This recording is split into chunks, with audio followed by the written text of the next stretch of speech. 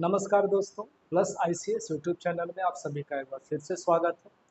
आइए profit loss के सिलसिले को और आगे बढ़ाते हुए आज हम लोग इसका 8वां क्लास जो है वो करने वाले हैं। ठीक है, इसके पहले के वीडियोस भी हम लोग ऑलरेडी कर चुके हैं। उम्मीद करते हैं कि आपको अच्छा लगा होगा। आज का सेशन जो है वो एक स्पेशल टॉपिक पे, कहने का मतलब एक स्पेशल टाइप पे बेस्ड है। क्वेश्चंस आप एक बार देखेंगे, इसी तरीके के सवाल हम लोग आज करने वाले हैं। बहुत रिपीट होता है इस तरीके का सवाल। एक बार क्वेश्चंस को समझिए, फिर आगे हम लोग सॉल्यूशन की ओर जाते हैं। नंदलाल जो है वो 20 दर्जन लेखन पुस्तिका 48 रुपए प्रति दर्जन के हिसाब से खरीदता है। ठीक है, 20 दर्जन खरीदा, 48 रुपए प्रति दर्जन के हिसाब से। 8 दर्जन को वो 10% लाभ पर बेचा, बाकी को 12 दर्जन को 20% लाभ पर बेचा। 8 और 12 टोटल 20 दर्जन। तो सारा का सारा सामान उसने खरीद करके सारा सामान बेच भी दिया। आपसे पूछा जा रहा है कि पूरे कारोबार में उसका लाभ प्रतिशत कितना होगा। ठीक है, आप एक बार सवाल को खुद से भी करने का कोशिश करिए। आप इसको एक बार रोकिए वीडियोस को, ठीक है, और एक बार खुद से ट्राई कीजिए कैसे बनता है ये सवाल। ठीक है, सा स्क्रैच लग रहा देखने में, इसलिए आइए आते हैं सवाल। देखिएगा सॉल्यूशन। 20 दर्जन में से 8 दर्जन को 8 दर्जन को कैसे बेचा है? 10% लाभ पर। तरीका सीखेंगे आप। 8 दर्जन को 10% लाभ पर बेचा है। शेष बच गया सर 12 दर्जन को 20% लाभ पर बेचा है। लाभ है तो हमने प्लस का साइन दिया है, हानि होता तो माइनस हो जाता। ठीक है, 8 और 12 टोटल 20। पूरे लेन देन में कितने प्रतिशत का प्रॉफिट हुआ है ये आपसे पूछा जा रहा है। तरीका यही है बनाने का। 8 को ऐसे बेचा, 12 को ऐसे बेचा, तो पूरे सौदे में सर क्या होगा? ठीक है, चलिए 4 से ये कैंसिल 2 बार में होगा, 4 से ये 3 बार में, और 4 से ये 5 बार में। तो इसका हम लोग सर रेशियो निकालेंगे। यहाँ देखिए सीधा सीधा मल्टीप्लाई किया जाता है। ये हो जाएगा 20, सब परसेंट वगैरह इग्नोर करिए। इसमें भी परसेंट है, इसमें भी है, इसमें भी है, कैंसिल हो जाएगा सर।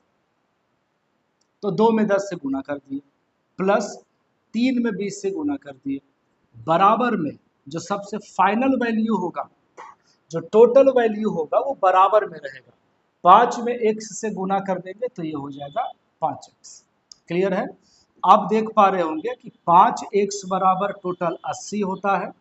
ये कैंसिल हो जाएगा आपका 16%, यानी कि पूरे लेन देन में उसको 16% का 16% का प्रॉफिट हुआ है। अगर ये माइनस में आता तो हानि होता, प्लस में आया है तो लाभ होगा। ठीक है, बात समझ में आ रही है? यही टाइप का सवाल हम लोग को अच्छे से आज पकड़ बनाना है। बहुत रिपीट किया जाता है दोस्त, बहुत ज्यादा। देखिएगा, एक व्यक्ति 4000 रुपए के दर से 3 चश्मा खरीदा। समझ रहे हैं? 4000 रुपए के दर से पहला चश्मा, 4000 में दूसरा चश्मा, और 4000 में तीसरा। क्लियर है? जो सीपी है वो तीनों में बराबर है। 4000 रुपए की दर से 3 चश्मा खरीदा, यहाँ भी 4000, यहाँ भी 4000, यहाँ भी 4000, और टोटल 12000। ठीक है, चलिए लिख लेते हैं समझने के लिए, क्योंकि डिटेल में पढ़ी रहे आराम आराम से। 4000, 4000, 4000, और टोटल कितना हो जाएगा? 12000। ठीक है, कोई प्रॉब्लम नहीं, समझिएगा। पहला चश्मा 30% के लाभ पर बेच दिया। पहला वाला को कैसे बेचा? 30% के लाभ पर से, प्लस है, लाभ हो गया। दूसरा चश्मा 10% की हानि पर, 10% के लॉस पे बेचा गया। तीसरा चश्मा भी 10% की हानि पर बेचा गया, 10% के लॉस पर बेचा गया। क्लियर? पहला को ऐसे बेचा, दूसरा को ऐसे बेचा, तीसरा को ऐसे बेचा। तो पूरे सौदे में आपसे पूछा जा रहा है, देख लीजिए, कुल लाभ प्रतिशत कितना हुआ पूरे सौदे में। 100 मान लेंगे उसको। अब बताइए, 4 से एक बार में, 4000 एक बार में, 4000 एक बार में, और ये 3 बार रेशियो निकालना बहुत जरूरी है, सिंपल हो जाएगा सर। तो ये हो गया आपका मल्टीप्लाई होकर के 30, एक में -10 से गुना हो जाएगा -10, यहाँ मल्टीप्लाई करेंगे -10 बराबर में कितना, तो 3x।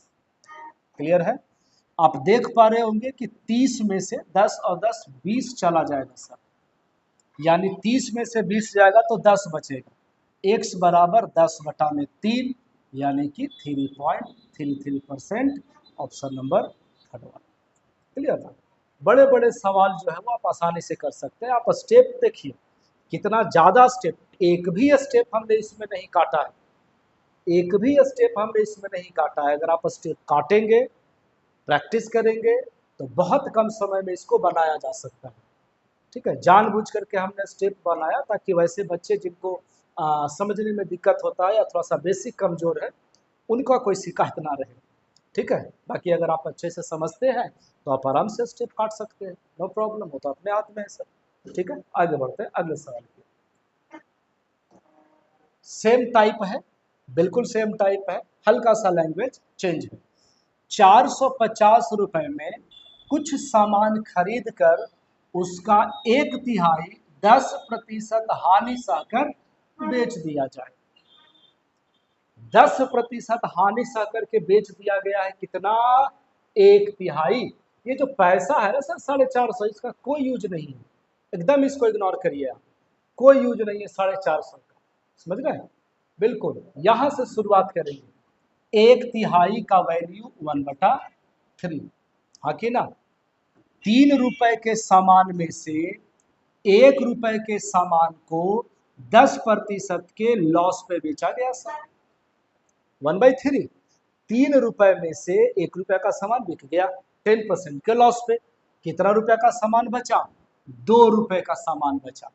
देख लीजिए, शेष सामान को कितने प्रतिशत लाभ पर बेचा जाए, यानी 2 रुपए के सामान को कितने प्रतिशत प्रॉफिट पर सेल किया जाए कि पूरे कारोबार में कुल मिलाकर 20% का लाभ हो।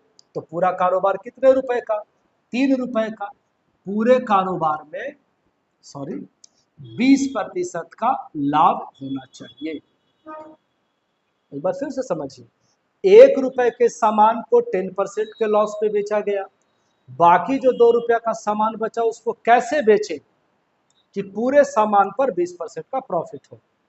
बनाइए जैसे बनाते हैं, -10% तो सब में कैंसिल हो ही जाएगा, प्लस 2 में x से गुना करेंगे 2x, 3 में 20 से गुना करेंगे। अब बताए ना, जो सबसे किनारे वाला वैल्यू रहेगा, जो टोटल वाला वैल्यू रहेगा, वो हमेशा बराबर के राइट साइड में रहेगा। कितना आसान हो गया, ये माइनस वाला उधर जाएगा तो प्लस में हो जाएगा, 2x बराबर 70। अब जब 2x बराबर 70 है तो क्या x बराबर 35% नहीं होगा, बताइए? बस, ऑप्शन नंबर 3 कर पाएंगे? ठीक है, अगर कर पाएंगे तो कीजिए, लीजिए सेम सवाल है, इसको तो एकदम इग्नोर करेंगे सर। 1/4, 1/4 यानी कि 1/4, 1/4, 4 रुपया में से 1 रुपए के सामान को 20% हानि पर बेच दिया गया, शेष सामान को 3 रुपया का सामान बचेगा, उसको कितने प्रतिशत प्रॉफिट पर बेचा जाए कि पूरे कारोबार में, यानी पूरा कारोबार 1/4 यानी कि 4 रुपए के सामान पर 20% का प्रॉफिट, मुनाफा हो। मुनाफा जब दिया हुआ है तो प्लस लिखने में क्या जा रहा है, बताइए? -20 गुणा हो जाएगा ना दोनों सर, प्लस में 3x बराबर में सर 100, ये माइनस वाला उधर चलेगा प्लस में हो जाएगा, 3x बराबर, एक सेकंड,